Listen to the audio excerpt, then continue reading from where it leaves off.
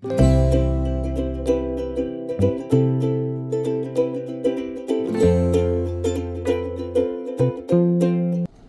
semua, salam sejahtera Malaysia. Selamat datang ke channel Fels Lifestyle.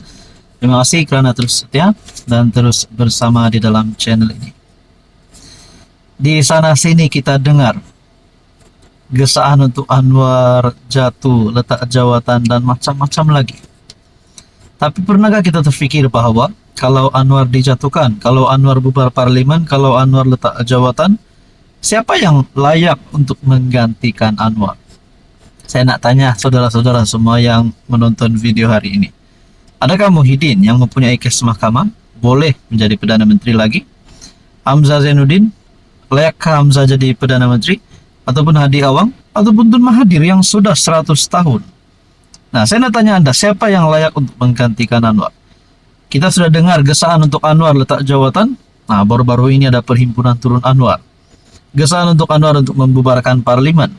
Macam-macam lah cara mereka nak jatuhkan Anwar. Tapi saya nak tanyalah, kalau benar Anwar dijatuhkan, siapa yang boleh naik? Oke, tapi sebelum itu saya nak perkenalkan kepada Anda, ini adalah terapi imun. Produk ini sangat diperlukan sistem imun badan kita untuk menjadi bijak semula, untuk menjadi kuat dan menjadi seimbang. Kenapa perlu seimbang? Sebab sistem imun badan bila tak seimbang, bila bercelaru, boleh menyebabkan penyakit autoimun. Penyakit autoimun contohnya penyakit kulit. Jadi saudara-saudara, banyak jenis penyakit yang ada. Contohnya kencing manis, darah tinggi, kolesterol, gout, diabetes dan macam-macam lagi. Dengan pengambilan produk terapi imun ini boleh meningkatkan, mendidik dan menyeimbangkan sistem imun badan kita sehingga mampu melawan berbagai jenis penyakit. Sekiranya Anda berminat, Anda boleh menghubungi saya di nombor yang tertera. So, saudara-saudara, Anwar sudah cabar bawa usul undi tidak percaya ke parlimen. Saya nak lihatlah siapa ahli parlimen yang berani nak tarik sokongan terhadap kerajaan. Adakah BN UMNO nak tarik sokongan terhadap Anwar? Adakah DAP nak tarik sokongan terhadap Anwar? PKR ataupun juga gabungan dalam PH? Adakah relevan untuk ahli parlimen dalam kerajaan hari ini untuk tarik sokongan terhadap Anwar? Ataupun mungkin berlaku bukan tarik sokongan, tapi mungkin bahkan daripada Perikatan Nasional Pembangkang yang akan ada ahli parlimen mereka menyokong Anwar Ibrahim. Kita dapat lihat perhimpunan turun Anwar baru-baru ini. Memanglah ada berbeza-beza mindset. Ada yang kata himpunan ini gagal, ada yang kata himpunan ini berjaya karena ramai yang hadir. Tapi kita perasan pula di dalam media sosial ada beberapa video yang dimana anak muda mengikut himpunan ini. Mereka sendiri tak tahu siapa yang mereka nak gantikan sekiranya Anwar turun. Ada yang kata mereka hanya ikut himpunan ini kerana nak jalan-jalan saja. Dan ada juga kata, saya tak pasti betul atau tidak, mereka ini diberi duit untuk mengikuti himpunan tersebut. Jadi macam-macam lah. So, saudara-saudara, kalaulah ada usul undi tidak percaya dibuat di parlimen, Anda rasa Anwar menang atau kalah? Silakan komen. Hai, hello, salam sejahtera Malaysia. Selamat datang ke channel Fels Lifestyle. Terima kasih kerana terus setia dan terus bersama di dalam channel ini. Saya nak kongsi kepada Anda satu isu yang paling panas. Saya tidak pasti dan saya tidak tahu sekiranya isu ini memang benar ataupun tidak, atau hanya cerita yang dibuat-buat. Mungkin kita pernah dengar at least 1 kali atau 2 kali yang berkata bahwa Mahathir ini penyakau. Saya tidak tahu Mahathir penyakau ataupun Mahathir ini memang seorang pemimpin yang telah menyakau banyak harta negara, duit negara semasa berkuasa dahulu demi memperkayakan kroni keluarga Tun Mahathir. Tapi satu tajuk berita ataupun satu dapatan saya melalui Facebook yang saya lihat melalui Facebook page Suara Kita Hebat sejak 2019 lagi. Tapi gambar ini saya nak kongsi kepada Anda kerana ini menimbulkan satu tanda tanya di dalam pemikiran saya. Ini berkaitan dengan uang pampasan RM207 bilion, 30.000 bangsa buruh paksa zaman Jepun. Disebut di sini nama Tun Mahathir. Oke, sebelum saya teruskan, saya kongsikan kepada Anda Ini adalah berita baik. Saya perkenalkan kepada Anda, ini adalah terapi imun.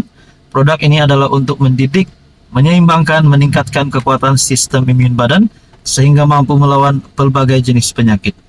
Pelbagai jenis penyakit contohnya kencing manis, gout, darah tinggi, kolesterol, penyakit melibatkan perut, jantung, hati, mata, kulit, dan macam-macam lagi. Sekiranya Anda berminat dan ingin mengetahui lebih lanjut tentang produk ini, Anda boleh menghubungi saya di nomor yang tertera. Saudara-saudara, dapatan saya melalui Facebook page Suara Kita Hebat dengan caption Mahathir gelapkan uang pampasan Rm207 billion dari kerajaan Jepun. Nah, saudara-saudara, ini satu kejutan besar kalau perkara ini benar. Dengan gambar di atas yang berkata, uang pampasan Rm207 billion, 30.000 mangsa buruh paksa zaman Jepun. Kalau Mahathir benar-benar terlibat dengan salah laku, kalau Mahathir benar-benar terlibat dengan penyelewengan sehingga Rm207 billion, jumlah ini bukan jumlah yang biasa-biasa. Kalau saya sendiri bekerja pun saya tak tahu bila nak cukup jumlah 207 billion ini. Jadi jumlahnya teramat banyak, saudara-saudara. Sedangkan 1 juta pun banyak, 1 billion pun banyak. Apatah lagi Rm207 billion. Oke, kita teruskan dengan caption ini. Mahathir gelapkan uang pampasan Rm207 billion dari kerajaan Jepun. Uang pampasan bernilai 207 billion ini telah dibayar kepada kerajaan Malaysia sewaktu Mahathir masih menjadi PM4, dan uang ini harus diagihkan kepada semua waris yang pernah bekerja sebagai buruh paksa bagi membina landasan kereta api maut pada tahun 1940. Menurut konsulat Jepun, uang ini telah dituntut sekitar tahun 90-an dan telah diserahkan kepada kerajaan dalam tahun 2000-an. Namun pihak konsulat Jepun itu tidak mempunyai rekod atau tidak tahu bagaimana uang ini telah diagihkan. Mahathir harus jawab, mana uang Rm207 billion ini dan kepada siapa uang ini diagihkan. Agar tidak ketinggalan, Anda boleh follow page FB page Suara Kita Hebat. Dengan caption ini saya tidak pasti benar atau tidak, tapi kalau perkara ini benar, mungkin Mahathir dalam masalah besar. Dan persoalan seterusnya, saya tertarik dengan kenyataan Mahathir harus jawab mana uang Rm207 billion ini dan kepada siapa uang ini diagihkan. Adakah Rm207 billion inilah yang mengayakan Mahathir, anak-anak Mahathir dan kroni Mahathir? Sedangkan baru-baru ini cucu Mahathir rumahnya dipecah masuk. Barang kemas yang di anggaran kerugian adalah Rm 1,8 juta. Bayangkan, cucu Mahathir saja pun ada barang kemas bernilai Rm 1,8 juta. Ini kan pula anak Mahathir, ini kan pula Mahathir sendiri. Nah, kalau perkara ini benar, memang Mahathir dalam bahaya besar. Tapi kalau perkara ini salah, perkara ini tidak benar, maknanya Mahathir tidak ada masalah untuk tidak perlu pikirkan tentang perkara ini. Jadi saudara-saudara, apa komen Anda?